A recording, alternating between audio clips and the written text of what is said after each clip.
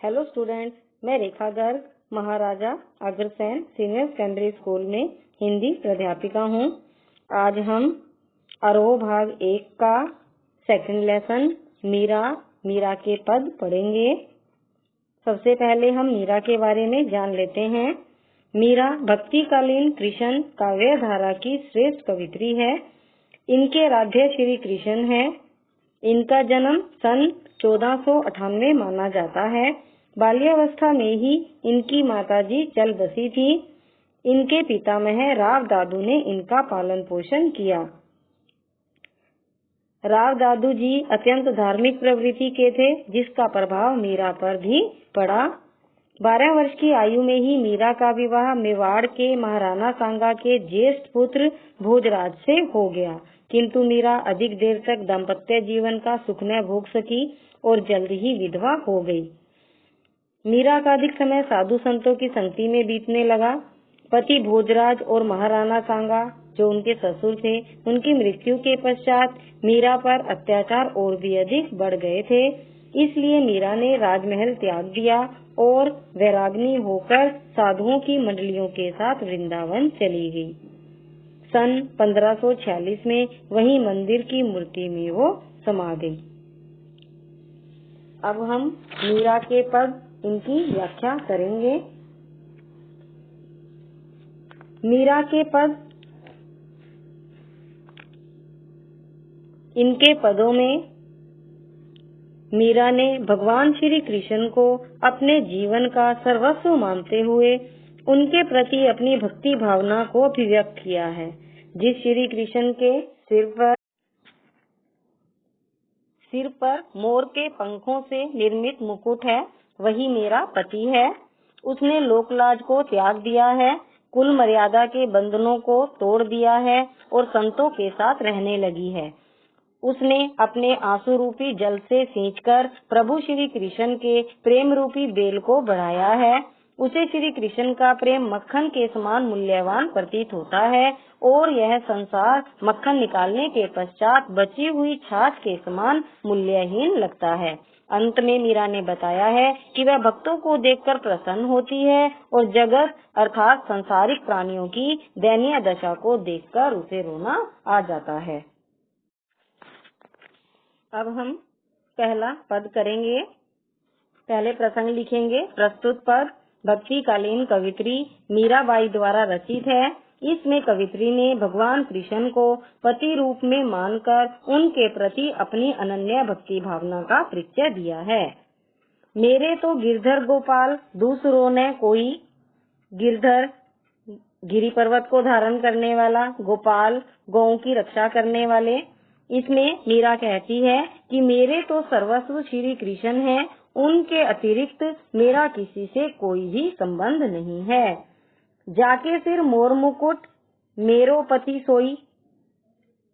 जिसने अपने सिर पर मोर का मुकुट धारण किया हुआ है, वही मेरा पति है। छाड़ी देई कुल की कानी, कहा करिए कोई, कहा करिए क्या करेगा। मीरा कहती है कि मैंने कुल की मर्यादा को छोड़कर उन्हें अपना लिया है, इसलिए मेरा अब कोई कुछ भी नहीं बिगाड़ सकता, अर्थात मुझे किसी की भी परवाह नहीं है। संतन डिग बैठी बैठी, डिग साथ में पास में, लोक लाज खोई।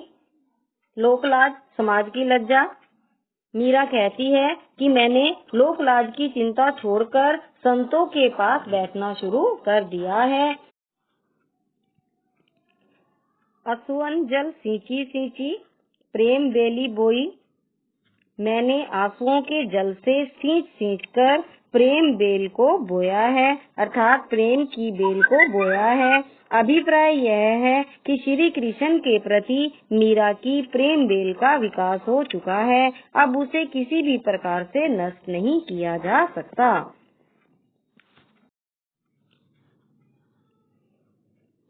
अब ते बेली फैली गई, आनंद फल हुई। अब मीरा की कृष्ण प्रेम रूपी बेल पूरी तरह से फैल गई है और उसमें आनंद रूपी फल लगने लगे हैं, अर्थात मीरा की कृष्ण भक्ति में आनंद की प्राप्ति होने लगी है। अर्थात मीरा को कृष्ण भक्ति करने में आनंद मिलने लगा है। दूध की मथनियाँ बड़े प्रेम से बिलोई, बिलोई मथना, मथनियाँ मधानी। मीरा का कहना है कि उसने श्री कृष्ण की प्रीति रूपी दूध को भक्ति की मथनी से बड़े प्रेम से बिलोया है। दूध की मथनियाँ बड़े प्रेम से बिलोई, दधी मथी, दही को मथा, धृत काढ़ी लियो डारी देई छोई। उसने दही, मक्खन, घी को तो निकाल लिया है, परंतु छाछ को छोड़ दिया है। अर्थात मीरा ने सारयुक्त तत्वों को ग्रहण करके सारहीन अंश को छोड़ दिया है। श्री कृष्ण के प्रेम को अपने पास रख लिया है, बाकी सब कुछ त्याग दिया है। भगत देखी राजी हुई, जगत देखी रोई। मीरा जी कहती हैं कि वे प्रभु भक्त को देखकर तो प्रसन्न होती हैं, परंतु इस संसार को देखकर रो पड़ती है। भाव यह है कि मोह माया से युक्त लिप्त लोगों को देखकर उनकी दयनीय दशा के बारे में सोचने लगती है तो उसका हृदय दुख से भर जाता है। दासी मीरा लाल गिरधर तारो अब मोही। मीरा अपने प्रभु श्री कृष्ण से कहती है कि मैं तो आपकी दासी हूँ, आप ही मुझे इस संसार रूपी सागर से पार लगा सकते हैं। अब हम इसका विशेष करेंगे। मीरा की भगवान श्री कृष्ण के प्रति अनन्य प्रेम एवं भक्ति व्याप्त हुई है। संपूर्ण पद संगीत पर आधारित है। प्रेम बेल, आनंद फल आदि में रूपक अलंकार है। संपूर्ण पद में अनुप्रास अलंकार की छटा है। बैठी बैठी, सींची सींची, यहाँ पर पुनरुक्ति प्रकाश अलंकार है। शांत रस का परिपाक हुआ है। राजस्थानी भाषा के शब्दों का प्रयोग किया